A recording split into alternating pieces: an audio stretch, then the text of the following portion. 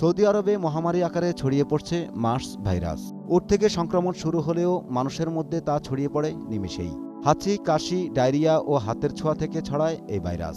বিশ্ব স্বাস্থ্য সংস্থার মতে হজের সময় এবার তা সারা বিশ্বে ছড়িয়ে যেতে পারে, আর তাই আগাম প্রতিরোধের কথা ভাবছে বাংলাদেশও।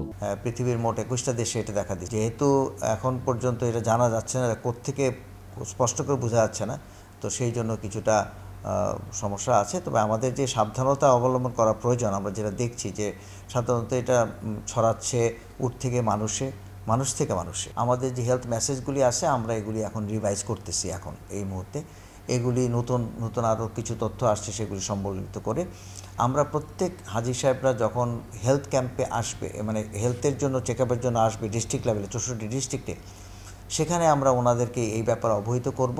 সেই জন্যে আমরা ওনাদেরকে একটা প্যাম্পলেটের মতো কাগজ দিব, যেটার মধ্যে এই তথ্যগুলি থাকবে। মার্স ভাইরাসের মৃত্যুর হার প্রায় 35%। তবে একটু সচেতন থাকলেই রক্ষা পাওয়া সম্ভব। আর এই সচেতনতা বৃদ্ধি করতে হজ ক্যাম্পে নেওয়া হয়েছে প্রশিক্ষণের ব্যবস্থা। প্রতিরোধমূলক ব্যবস্থা আমাদের থাকবে, সৌদি আরবে আছে আমাদের, ওখানে 160টা মেডিকেল টিম যাবে, সেখানে তাদের কাছে পর্যাপ্ত ব্যবস্থা থাকবে।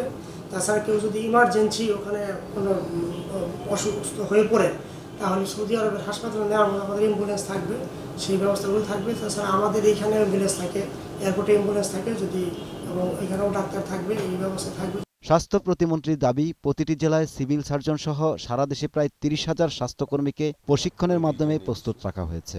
তা আমাদের যেহেতু হাজিরা ওখানে হজে যায়, প্লাস আমাদের অনেক প্রবাসী আছে, আমাদের কর্মকর্তা কর্মচারীরা ওখানে কর্মরত আছে। তো এই বিষয়ে আমাদের মন্ত্রণালয় যথাযথ পদক্ষেপ গ্রহণ করেছে। আমরা আমাদের মন্ত্রণালয় ট্রেনিং দিয়ে যাচ্ছে। বাংলাদেশের আন্তর্জাতিক বিমানবন্দরগুলোতে প্রবাসীদের আসা যাওয়ার সময় স্বাস্থ্য পরীক্ষার বিষয়ে বিবেচনা করছে সরকার।